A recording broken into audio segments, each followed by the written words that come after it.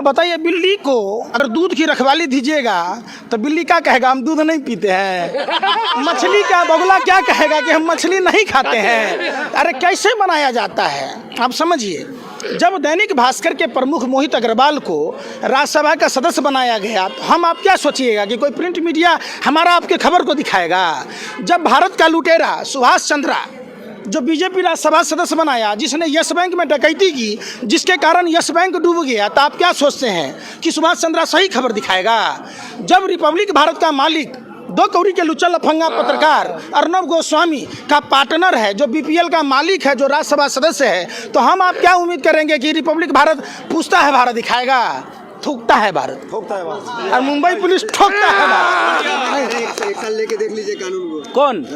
तो रजत शर्मा को काहे के दलाली मिला नहीं मालूम है। पद्म सम्मान काहे मिला है। नेहरू म्यूजियम में मेंबर कैसे बनाया गया है। Y+ सुरक्षा कैसी दी गई है। क्रिकेट कंट्रोल बोर्ड में मेंबर कैसे बनाया गया। पत्रकार है, देशभक्त पत्रकार है। अरे भैया, आप तो सब देशभक्त हैं, आप मुजरा करते हैं। सुनिए, आप लोग सारे के सारे मीडिया के पत्रकार गैंगस्टर की भूमिका निभा रहे हैं, देश बेच रहे हैं। रजत शर्मा को शर्म नहीं आती जो 2.25 लाख वाला बाबा रामदेव आपकी अदालत लगाता है, कहता है भाइयों 200 रुपये का सिलेंडर मिलना चाहिए कि नहीं, 25 रुपये पेट्रोल डीजल मिलना चाहिए कि नहीं। अच्छे दिन आ गया है। 500 के नोट का गड्डी लगाने वाले थे काला धन का, जो स्वर्ग से लोग नीचे उतर जाता, तो रजत शर्मा देशभक्त हो गया, देशद्रोही है।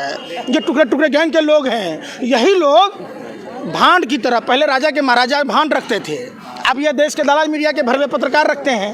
एक बात बताइए, काहे का Y+ सुरक्षा दिया गया भैया है? काहे का बताइए ना आप हमको।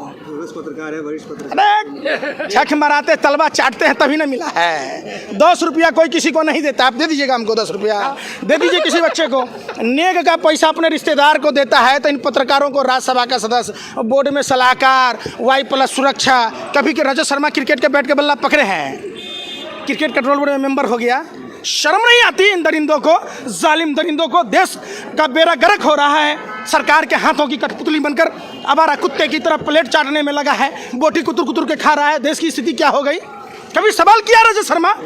आखिर 23 मार्च तक व्यापम घोटाला वाले आटा चोर कंस मामा की सरकार बनाने तक देश से नरेंद्र मोदी की सरकार ने कोरोना को क्यों छुपाया? सवाल है। माँ का दूध पिया है, सवाल रजत शर्मा कर सकता है मोदी से। आप बात करते हैं 31 दिसंबर को WHO आया, रजत शर्मा ने माँ का दूध पिया है, पुलवामा घटना की जिक्र कर सकता है, नरेंद्र मोदी से सवाल पूछ सकता है क्या? सैटेलाइट पंजाब हरियाणा के किसानों के खेत की पराली जलती है तो यह बताता है कि सैटेलाइट की पराली जल रहा है तो दिल्ली में प्रदूषण होता है। रजत शर्मा जी शर्म करो, बुढ़ापे की हड्डी टूटती है तो दोबारा जुटती नहीं। ये देश के अन्नदाता पालनहार किसान भाई हैं। आप कौन होते हैं? आप कौन होते हैं हम पर जबरदस्ती थोपने वाले? थोपना ही था तो आप जसोदाबेन पर न थोपते। अगर बस समझिए, अगर थोपे होते, अब मोदी जी वादे के सच्चे होते तो मोदी जी के भी बच्चे होते। बस समझिए, तोता में और मोर में खेलना पड़ता। जिस दिन से मोर और तोता को हाथ लगाया बर्ड फ्लू हो गया। ऐसा पनौती है, देखिए समझिए पनौती कितना बड़ा है। किसान बर्ड फ्लू चिकन खा के। अरे सुनिए ना, इतना भी भरवा मत बनिए भैया। कहे ना कि आप जैसे पत्रकारों का दिल करता है जूता खोल के पिटाई करें। जिसकी मांग भरा हाथ लगाया, बेचारी भरी जवानी सुहागन विधवा नहीं रही। गुजरात में मुख्यमंत्री बना, समझिए गुजरात में मुख्यमंत्री बना, गुजरात जल रहा था। देश का प्रधानमंत्री बना तो देश के हालत देख लीजिए। इजराइल गया तो वहाँ के राष्ट्रपति का क्या हुआ, ब्रिटेन गया तो क्या हुआ, नवाज शरीफ के पास साल ओढ़ने गया तो बेचारा का देखबे की है। समझिए अमेरिका गया, ट्रंप का क्या हाल हुआ, समझिए बात को। अब वही हाल हुआ कि उसने मोर को हाथ लगा दिया, तोता को बर्ड फ्लू हो गया। तो भैया हमको नहीं चाहिए आपका कानून, समझिए। प्रधानमंत्री जी के एक भी बात को दे। हाँ, मैं पंकज जी एक बात पूछ रहा हूँ। जिस तरह से सुप्रीम कोर्ट ने भी बिल को गलत ठहरा दिया, उसके बाद सरकार भी अपनी जिद पड़ी है कि नहीं हम तो बिल नहीं लेंगे वापस। आप तो क्या करना आप क्या है? आप समझिए, ये बिल नहीं है, ये बिल नहीं है, ये कोयले की तरह काला है। सारी देश ने माना है, खुद प्रधानमंत्री मानते हैं। लेकिन रामू काका को एक ही बात की जिद है कि ये कोई नया मालिक बच्चा तो नहीं कि नए मालिक को समझाएंगे, मुकेश अंबानी को समझाना है। तो जो कहता था अपने को माँ गंगा का लाल, वो निकला अंबानी अडानी का दलाल। देश ने देखा है, जब मुकेश अंबानी जियो फोन को लॉन्च करते हैं तो प्रधानमंत्री MTNL और BSNL कंपनी को डुबोते हैं और उसके ब्रांड एम्बेसडर, सेल्समैन, सप्लायर तीनों बनते हैं। सरकारी कंपनियों में जियो फोन बांटी जाती है। खुद प्रधानमंत्री जी को इतनी भी संवेदना नहीं है कि पूरे देश में 30 दिन का कैलेंडर चलता है और मोदी सरकार में 28 दिन का कैलेंडर चलता है दूरसंचार कंपनियों में। आप समझिए, आप यानी 27 दिन में रिचार्ज कराइए और उन कंपनियों से चंदा ले लिया, पार्टी का कार्यालय बना लिया, 1000 कार्यालय बना लिया, और भी कार्यालय बनाने हैं देश में, एक भी अस्पताल नहीं बनाया, एक भी स्कूल कॉलेज नहीं बनाया। एक बात बताइए, जब लाइफ टाइम वैलिडिटी है तो कंपलसरी 49 रुपये का रिचार्ज कराना जरूरी था?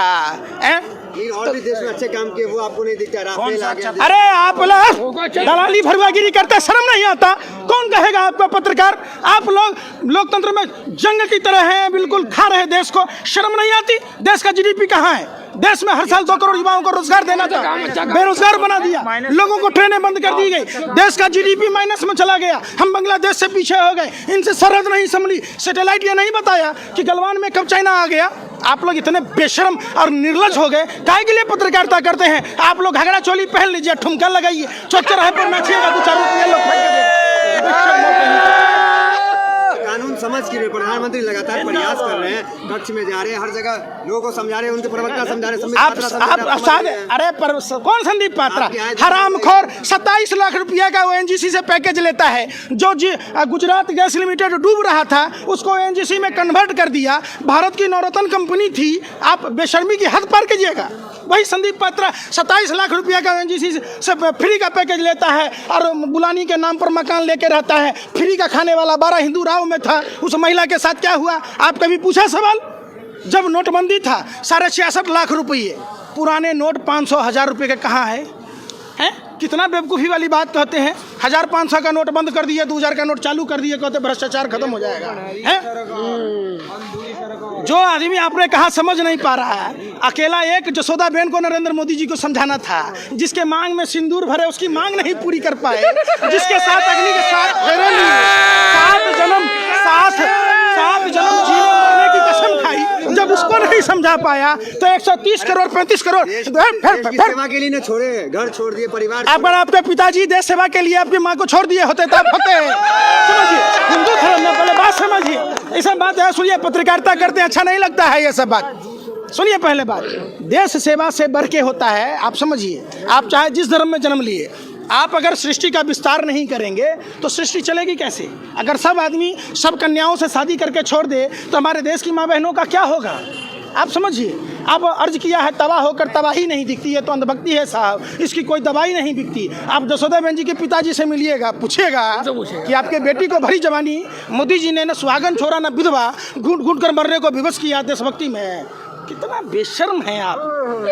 छोड़ दीजिए पत्रकार। सुनिए, एक आरोप आप पे ये है, जब किसान नेता कहते हैं कि आंदोलन 2024 तक चलेगा, तो एक आरोप लगता है कि आप राजनीति कर रहे हैं, क्योंकि 2024 में तो लोकसभा चुनाव है। आप माने आपके कहने के डर से, समझिए, आज जो देश में आप लोगों ने गैंगस्टर की भूमिका निभाई, तमाम पॉलिटिकल पार्टियों के लोग आने से कतरा रहे, तमाम सेलिब्रिटी, तमाम वो लोग जो उच्च पदों पर आसीन हैं, जो सर्वोच्च कहलाते हैं, डर से नहीं आ रहे कि आप उनको कहीं खालिस्तानी न कह दीजिए, माओवादी न कह दीजिए, नक्सली न कह दीजिए। तो आपके कहने के डर से हम आंदोलन नहीं करें। आप यही कहना चाह रहे हैं। ये अधिकार आपको किसने दिया? आप बताइए। सुनिए, चंद मुट्ठी भर लोग, आप पत्रकार और नेता, सरकार में बैठे जो लोग हैं, ये कैसे तय कर दीजिएगा कि आपको किसने अधिकार दिया कि आप हमको आतंकवादी कहिए, टुकड़े टुकड़े? कानून तो वापस हो गया ना। अरे फिर वही बात, कानून वापस हो गया। 50% बात मान ली, 50%। आप क्यों माने? इसका मतलब आपने भी स्वीकार किया ना कि सरकार हट गई, आप भी हट जाइए। अरे हम कहते हैं पूरा का पूरा कोयला की तरह काला है। अन्ना हजारे ने भी कहा, पूरा देश का किसान कह रहा है, तो आपको काहे के लिए जिरियाल हैं? आप 2 रुपया के मास्क बांटने की आपकी औकात थी? नहीं थी।